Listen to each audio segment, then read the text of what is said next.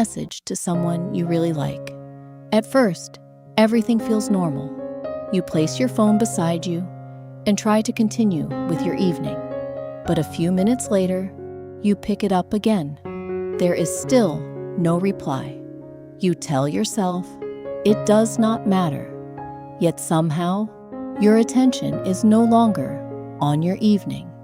It is waiting inside that conversation.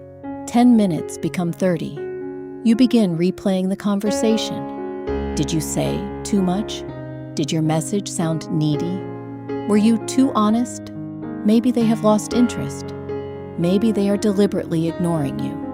Nothing has actually happened, but your mind has already created several explanations, and nearly all of them end with you being rejected.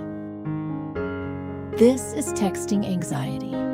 It happens when the uncertainty of waiting becomes emotionally overwhelming. A delayed reply feels like rejection. A short response feels like emotional distance. A change in punctuation feels important. Even a message without an emoji can make you wonder whether something has changed. You are no longer simply reading words. You are searching every detail for reassurance. Imagine someone named Emma. She has been talking to a person she genuinely likes. Their conversations have felt easy.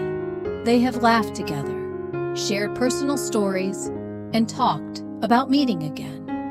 One evening, Emma sends a simple message. "I had a really nice time today." The message is delivered, but no reply comes. An hour passes, then another. Emma rereads the message several times. She wonders whether she appeared too interested. She considers sending another message to make the first one seem less serious. She checks whether the person is active online. By midnight, she feels embarrassed, unwanted, and emotionally exposed. The next morning, the reply arrives. "I had a great time too. Sorry, I fell asleep early." Nothing terrible happened, but Emma's nervous system reacted as if something had. The human brain dislikes uncertainty.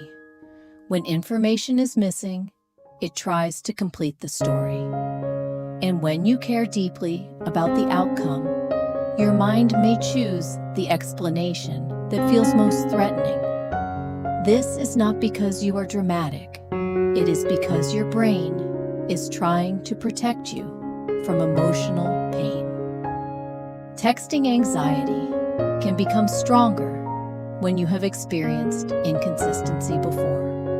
Perhaps someone once showed affection and then suddenly disappeared. Perhaps you learned that closeness could be withdrawn without warning. When that happens repeatedly, silence may begin to feel like danger. Your present reaction may not only be about this person. It may also carry the emotional memory of previous relationships. The first step is to separate what you know from what you fear. You know that you sent a message. You know that they have not replied yet. Everything else may be an assumption. They are losing interest is not a fact. I said something wrong is not a fact. Before believing the story, gently ask yourself, what evidence do I actually have? One slow reply tells you very little.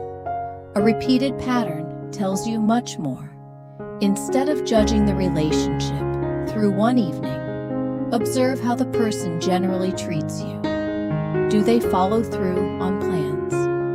Do they initiate conversations? Do they communicate honestly? Do their actions match their words? Emotional clarity comes from consistent patterns, not from analyzing one isolated message.